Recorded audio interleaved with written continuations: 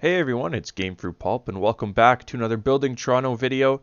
Today we're going to be taking a look at one of the newly completed builds on the map, and it's a pretty historic build, so I'm quite excited to go over the build and the interior and sort of the history behind it as well. The building, as you can see in the background, if you're familiar with Toronto, is the King Edward Hotel.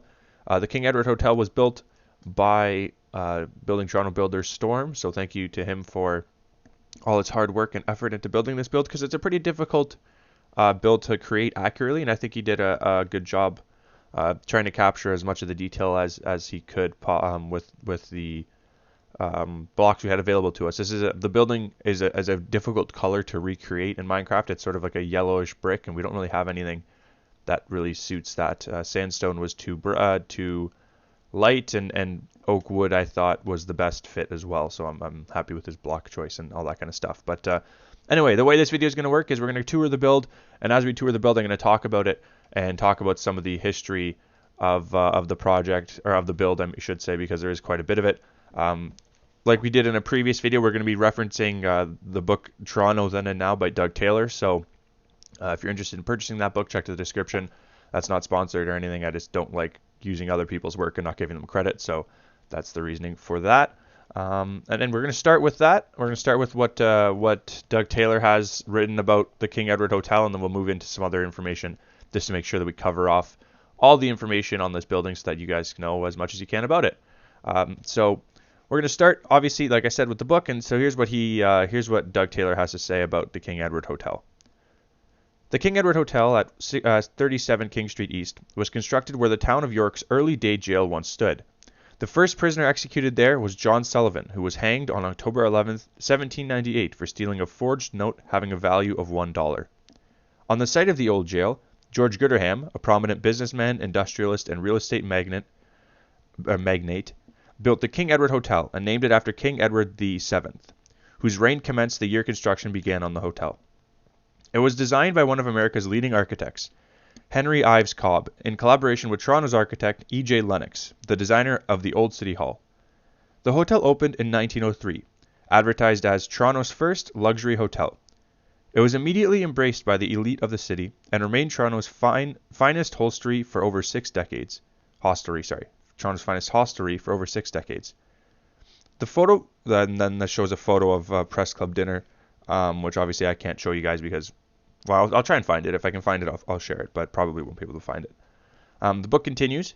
A year after the hotel opened, a disastrous fire swept through downtown Toronto, destroying many buildings.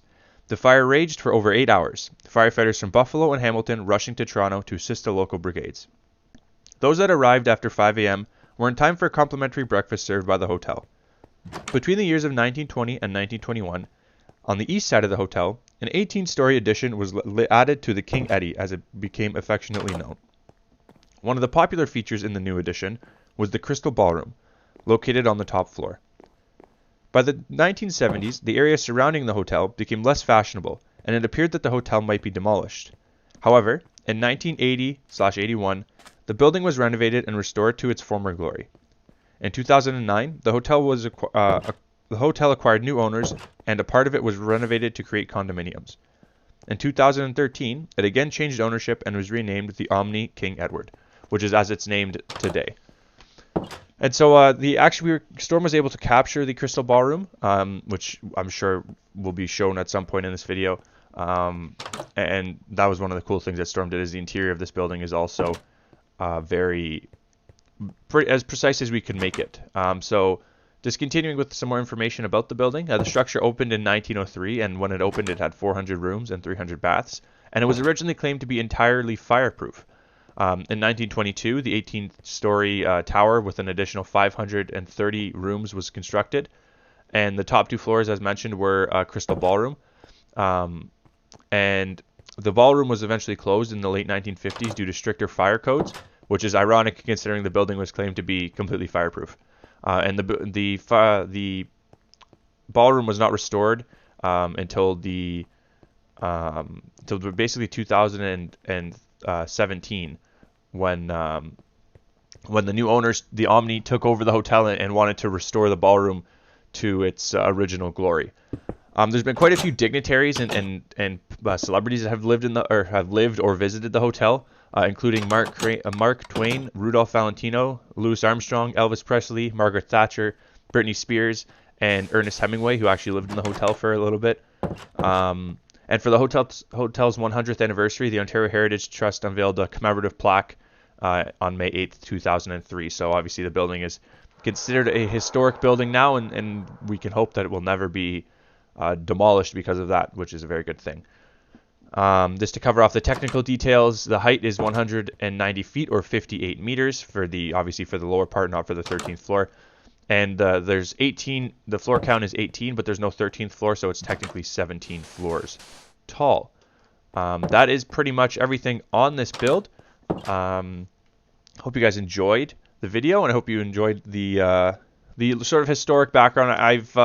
I've definitely moved into doing this style of video more often for the reviews of buildings. I think that it provides a little bit of educational content to the viewer, and so while you also get to enjoy the building that we've put a lot of work into creating in the map, you also get to learn a little bit along the way. And so let me know what you guys think about this sort of style of me talking about the history of the build and all that kind of stuff.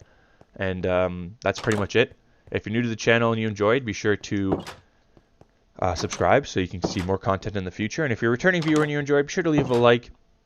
And if you would like to share the channel with some of your friends, it would be greatly appreciated so we can continue to grow our community and continue to sort of spread awareness about this pretty cool Minecraft project that we're working on. So that is pretty much everything. If you haven't checked it out already, be sure to check out my 1,000 subscriber shoutout competition to have a chance for your YouTube channel to be shouted out.